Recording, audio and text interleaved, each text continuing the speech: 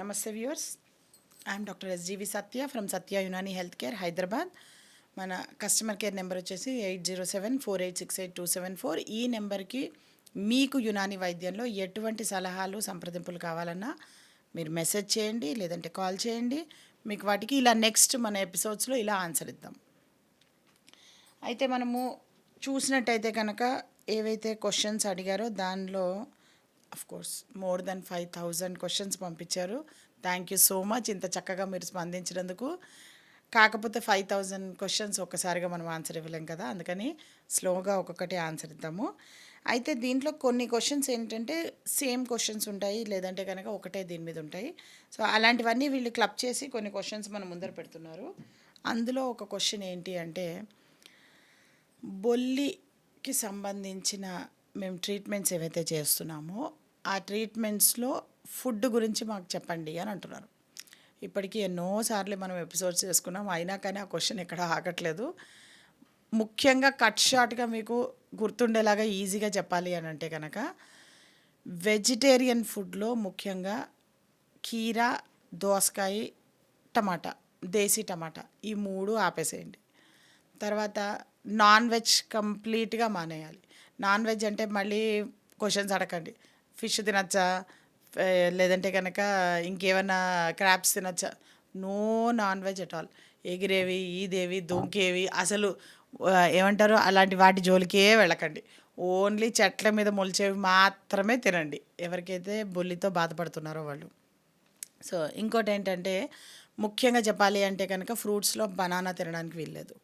తర్వాత పుల్లగా ఏవైతే ఉంటాయో అవి డైల్యూట్ చేసి తీసుకోవాలి, అంతేగాని పుల్లగా తీసుకోవద్దు అంటున్నాం. కానీ పుల్లటి పదార్థాలు కంప్లీట్గా మానేయకండి.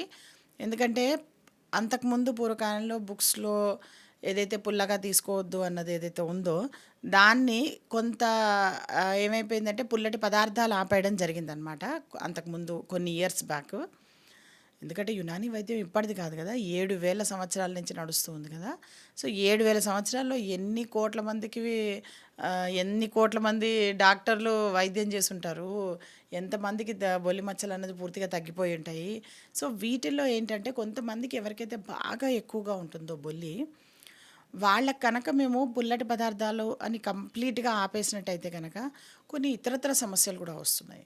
సో అందుకని మేము ఏం చేస్తున్నామంటే పుల్లగా ఇవ్వట్లేదు అనమాట వాళ్ళకి. అంటే ఫర్ సపోజ్ ఇప్పుడు ఆరెంజ్ ఉంది, ఆరెంజ్ ఉంటే కనుక దాన్ని డైరెక్ట్గా తినకూడదు. వాళ్ళు దాన్ని జ్యూస్ చేసుకొని వాటర్ కలిపి తేనె కలిపి చప్పపరిచేసి అప్పుడు తీసుకోవాలన్నమాట.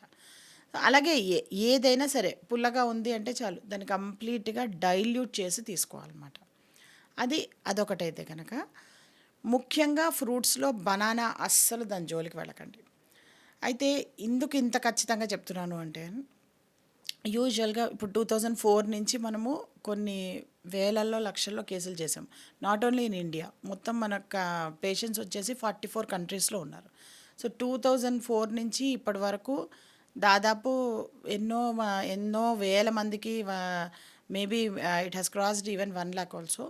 సో ఈ పేషెంట్స్ అందరూ కూడాను ఎంతమంది అయితే మేము ట్రీట్మెంట్ ఇస్తున్నామో వాళ్ళందరిలో మేము బిఫోర్ పాండమిక్ కరోనా ఏదైతే అవుట్బ్రేక్ ఉందో దానికన్నా ముందు మేము చేసిన సర్వే ఏదైతే ఉందో ఆ సర్వే ప్రకారం ఏంటంటే మాకు వచ్చిన పేషెంట్స్లో 100 మందిలో 98% మా సక్సెస్ రేటు. దాంట్లో 80% మందికి తగ్గిందంటే తగ్గింది అటే వెళ్ళారు, కానీ తిరిగి రాలా. కానీ ఒక 20% మంది మళ్ళీ మాకు మచ్చలు మళ్ళీ వస్తున్నాయని తిరిగి వచ్చారు. సో వీళ్ళు ఎందుకు ఇలా తిరిగి వస్తున్నారా అని చెప్పి వాళ్ళల్లో మేము ఏదైతే సర్వే చేసి వాళ్ళ ఇది అని కంప్లీట్ హిస్టరీ తీసుకుంటే 3 థింగ్స్ మాకు కామన్గా కనిపించాయి వాళ్ళలో.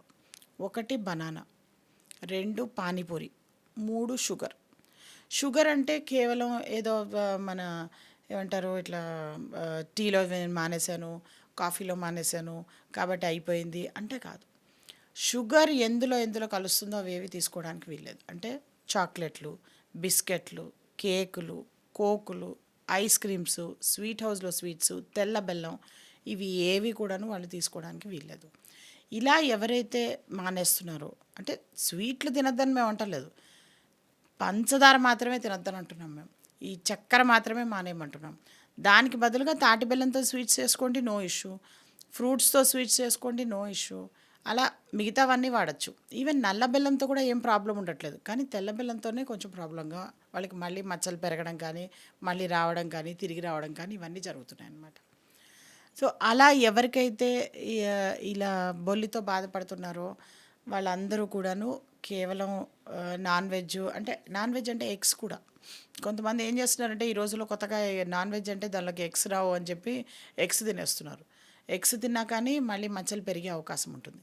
సో, నాన్ వెజ్ అన్నది కంప్లీట్‌గా మానేసిన వాళ్ళకి మాత్రమే చాలా ఫాస్ట్‌గా రిజల్ట్స్ కానీ బెస్ట్ రిజల్ట్స్ కానీ వస్తున్నాయన్నమాట. వన్స్ తగ్గిపోయిన తర్వాత మేము ఏవైతే బిఫోర్ ట్రీట్మెంట్ ఏవైతే ఇన్వెస్టిగేషన్స్ చేయిస్తామో, మళ్ళీ అలాగే ఆఫ్టర్ ట్రీట్మెంట్ ఏవైతే ఇన్వెస్టిగేషన్స్ చేయిస్తామో, ఈ రెండిటి యొక్క కంపారిటివ్ స్టడీతో మేము మెడిసిన్స్ అన్నది ఆపడం జరుగుతూ ఉంటుందన్నమాట.